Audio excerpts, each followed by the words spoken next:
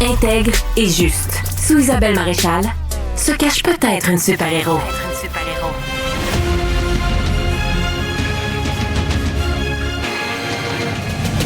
Isabelle Maréchal. Comment ça se fait qu'il y a autant de comportements sexuels déviants? Est-ce que c'est une nouvelle mode qui nous vient de l'industrie de la pornographie, qui répond sans doute aux demandes? Des fois, tu te dis l'œuf ou la poule, là, c'est-tu la porno qui nous part ça, ou c'est nous qui avons des demandes, puis ça se retrouve dans des films 3X?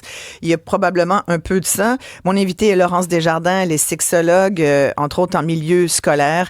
Il y a beaucoup de commentaires. Évidemment, je suis consciente que c'est peut-être un sujet un peu tabou pour que vous m'appeliez, mais je vous encourage bien sûr à me texter votre opinion là-dessus au 187 Cube Radio, 187 QUB Radio. Il y a Jean-Daniel qui nous dit... je suis un homme hétéro de 43 ans. Je suis plutôt plus doux et traditionnel.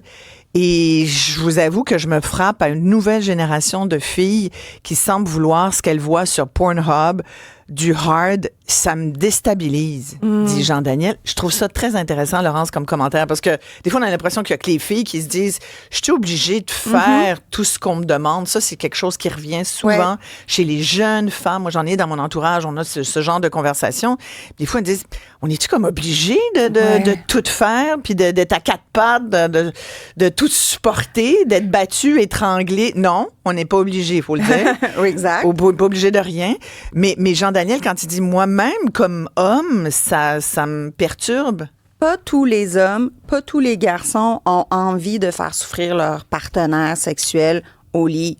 C'est quand même bon à savoir. Ben j'espère que je le répète et je vous regarde à ceux qui nous regardent.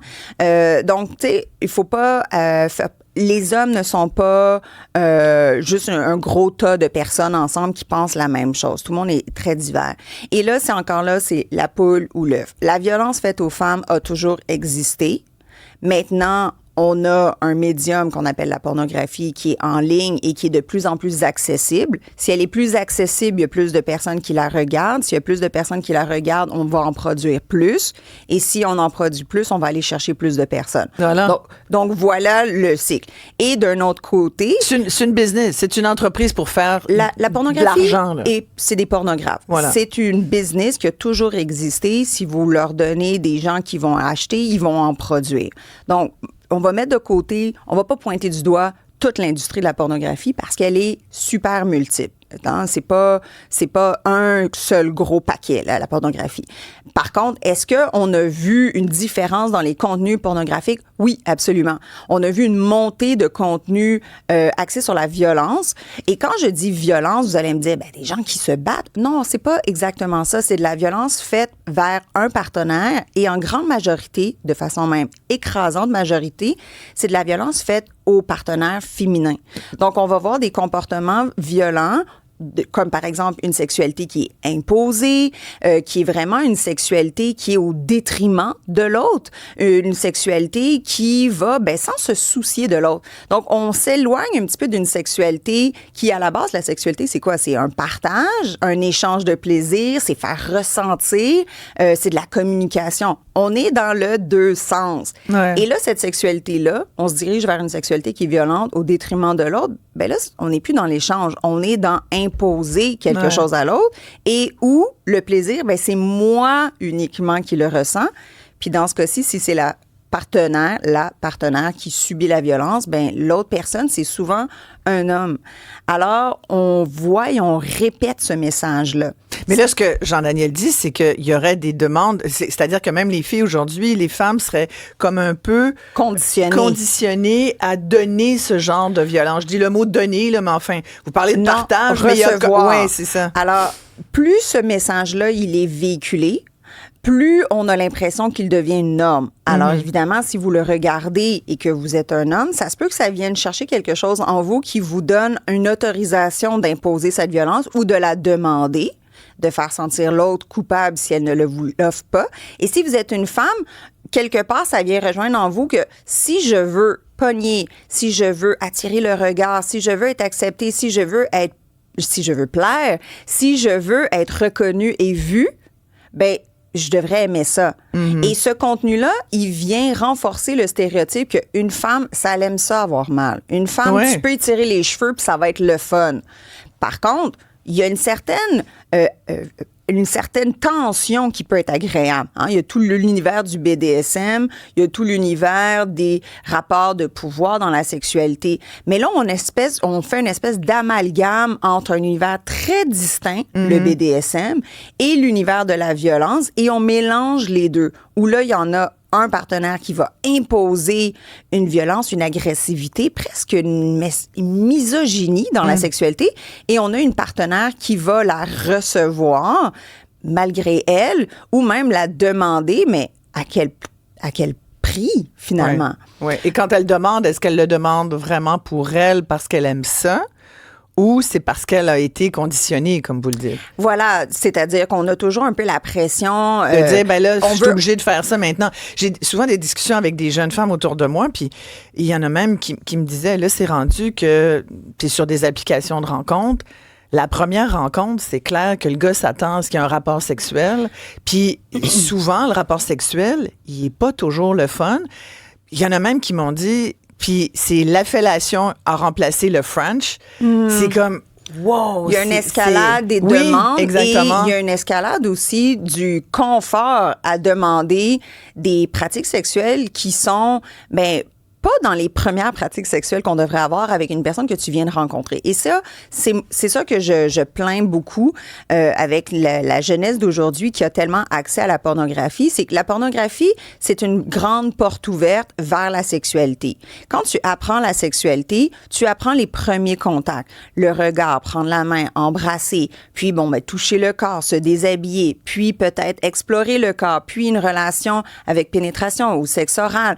Puis ensuite, quand tu es confortable, tu explores tout le reste de l'univers de la sexualité.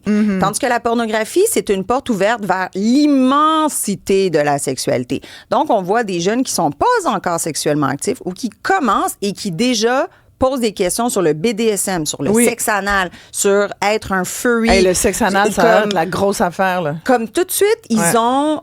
Tout devient sur la même ligne d'égalité. Ouais. Il n'y a pas d'étape. Il n'y a plus d'étape. Ouais. Et donc, ça peut être mélangeant. Parfois même, ça peut être blessant. Et pour certains, après ça, ils sont très perdus parce qu'il n'y a plus d'escalade. Après ça, là, à 21 ans, là, qu'est-ce qui t'émerveille dans la sexualité? Qu'est-ce qui te surprend? Il n'y a plus rien à découvrir. Et c'est ça qui est triste. Et ça amène, évidemment, la recherche de plus. Et de là, on arrive à des comportements qui sont de plus en plus intenses, oppressant, violent, agressif. Beaucoup de commentaires intéressants, beaucoup de commentaires d'hommes. Ah, très cool. Vraiment, là, c'est que des hommes jusqu'à maintenant qui me textent au 187 Cube Radio. Merci de le faire parce que ça alimente la discussion que j'ai avec Laurence. Jean-François qui dit, nous, on est dans le milieu libertin, anciennement appelé échangisme. Oui. On voit aussi que le hard est très populaire dans ce milieu-là. Ma conjointe est plus de nature sensuelle, dit-il. Elle trouve rarement des matchs qui ont envie d'être doux. Les gens veulent de l'action, dans le respect quand même, mais de la simulation de viol, étranglement, fessé. Bon, il précise que dans leur cas, c'est toujours consenti, là, mais il dit que c'est quand même souvent déstabilisant. Bien, ça, c'est très intéressant parce qu'évidemment, dans l'univers de la sexualité, il y a des milieux qui sont consentants entre adultes, notamment le milieu du libertinage. Moi, je trouve que le milieu du libertinage, si vous voulez explorer votre sexualité, mais pourquoi pas, on est exactement là où la sexualité, elle est positive. Entre adultes, consentants, dans un milieu fermé où les gens sont tous au courant de qu'est-ce qui va se passer. Et même là, on voit que parfois, une sexualité qui est à l'extérieur d'une violence d'un coup, ça semble presque minoritaire ou tu te fais pointer du doigt. Donc, c'est intéressant quand même. Tout à fait. J'ai eu l'occasion au fil des ans de faire des entrevues avec des échangistes, puis je me suis rendu compte que des fois, c'était pas forcément les deux partenaires équivalents là, qui aimaient ça, là, qui tripaient là-dessus. Ça, c'est autre chose. Ça sera un autre sujet, mais exactement. C'est très intéressant. Merci Jean-François de votre commentaire. Daniel qui dit, dans le cas de la prostitution, je pense que c'est l'offre qui crée la demande ou le désir et non le contraire, comme dans le cas des bars de danseuses. Hey, les bars de danseuses. Là, il va falloir qu'on m'explique. C'est comme super populaire. On dirait que c'est comme plus populaire que jamais. Pourtant, il y en a moins. Ben, il y en a pas tant moins. Montréal a déjà été un red light, un red district. C'est vrai, remarque. Montréal avait beaucoup de bars de danseuses. Les gens venaient de partout à travers la province, de l'Ontario, des États-Unis pour venir à Montréal. Je vous rappelle à une certaine époque où on avait des affiches néons dehors, de toute beauté. Ouais. C'est vrai qu'il y en a moins. Il y en a pas mal moins. Ouais. Je vous rappelle que le mais Cléopâtre... il y a des clubs privés quand même. Il y a plus de clubs privés, mais ils ont déjà été beaucoup plus affichés, beaucoup plus à l'extérieur. Moi, je vous rappelle une certaine époque à New York où vous pouviez voir des peep shows où tu allais dans une salle et tu voyais 2 personnes sur la scène faire l'amour. Ouais. Les peep shows, ça n'existe plus. Donc oui, il y a plus de sexualité, elle est plus dissimulée, elle est plus insidieuse peut-être, mais elle est plus aussi axée sur un âge de prépubère, pubère, presque légal ou de jeunesse. Et c'est ça, moi, qui me pose toujours une petite question parce que je me dis, merde, si on met juste des filles de 18, 19 ans et qu'on les habille encore plus jeunes, qu'est-ce qu'on est en train d'envoyer comme message et qu'est-ce qu'on est en train de favoriser chez le client? On est en train de favoriser un désir de toujours plus jeune. Exactement. Il y a Hugues qui dit « Dites à votre sexologue, bon ben Laurence, un message pour vous, d'aller s'inscrire au site de rencontre JALF. Connaissez ça? J-A-L-F? Moi, je connais pas. Oui, pour la sexualité alternative, qui est un site de rencontre pour les personnes qui pratiquent le BDSM, le fétichisme, etc. Il dit « Allez voir les demandes des femmes, vous allez tomber sur le cul, dit-il. » Je le cite. Arrêtez de penser que les hommes sont des brutes et que les femmes des anges. On pense pas ça. Absolument pas. Non, mais je pense qu'on le dit d'ailleurs. Mais il y a quand même une chose qui est sûre, c'est que vous le disiez, puis dans les statistiques, encore hier, je les consultais, 90% des cas d'exploitation sexuelle, ce sont des hommes envers des femmes. C'est comme... Mais c'est important qu'ils le disent parce que pour beaucoup de nos jeunes garçons, ils ont des yeux, ils ont des oreilles. Oui. Dans les dernières années, qu'est-ce qu'on a vu? On a vu le mouvement #MeToo. On a vu des langues se délier. Enfin, on a vu vraiment une écœurantite d'une situation. Alors, il y a beaucoup de femmes, de personnes, d'individus qui ont vraiment décrié leur situation problématique. Et donc, ça a comme fait un raz-de-marée qui était très positif à la base, c'est-à-dire, on veut pointer du doigt une situation qui est problématique, c'est-à-dire la violence sexuelle qui est pas jugé, qui est mis sous le tapis.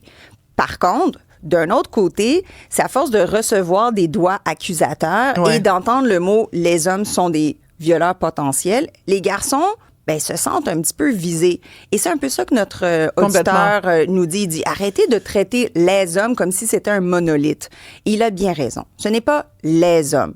Ce sont les clients qui demandent des choses qui dépassent certaines limites. Ce sont les personnes, les individus qui décident d'aller vers le marché noir ou qui décident de manipuler des jeunes filles.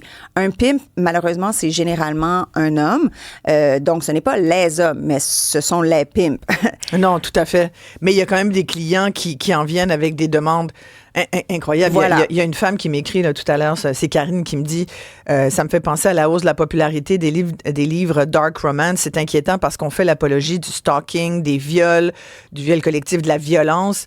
Il y a Julie qui m'a dit qu'elle a lu le livre, d'ailleurs, Prisonnière de son pimp. Je vous le recommande vraiment parce que ça ouvre les yeux là, sur toute notre discussion aussi. Si vous avez des doutes par rapport à ce que nous dit Laurence, notre sexologue invitée, là, et Julie dit, moi, j'ai dévoré ce livre en quelques heures. C'est horrible de se dire que c'est basé sur des faits vécus. Elle dit, j'ai pleuré, je me suis révoltée.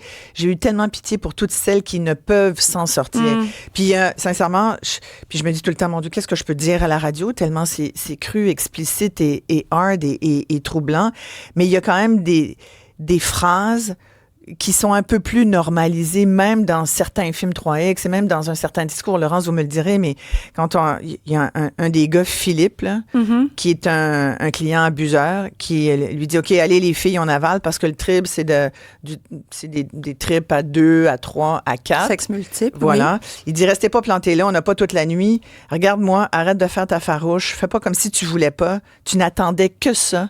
À vous, je vais te faire jouir, moi, tu vas voir ce que c'est. Tu préfères faire ta petite emmerdeuse, je vais t'apprendre à vivre, moi. Et là, il pose ses mains autour de son cou, commence à la serrer très fort. Chloé Kim décrit le visage de Sabrina, qui est une autre jeune femme à côté d'elle qui vit, qui est exploitée. Il dit bientôt, son visage change de couleur, elle se débat. Là, je lui crie, arrête, tu vas la tuer. Il lui dit, toi, mêle-toi de tes affaires si tu veux pas qu'il t'arrive la même chose. Et là, évidemment, il la défonce, comme il dit. C'est tout ce discours-là, j'entends pas de sexualité là-dedans. J'entends juste... on sent une misogynie, on sent un désir de destruction de l'autre. Voilà. Et quand je parlais tout à l'heure de la sexualité qui est un partage, là, on est vraiment dans une sexualité au détriment de l'autre. Est-ce qu'on se doit se poser la question sur... Est-ce qu'en tant que société ou en tant qu'individu, quelque part, on se sent brisé et on a besoin de retrouver une force intérieure en écrasant l'autre? Est-ce que c'est ça qu'on doit comprendre dans tout ça?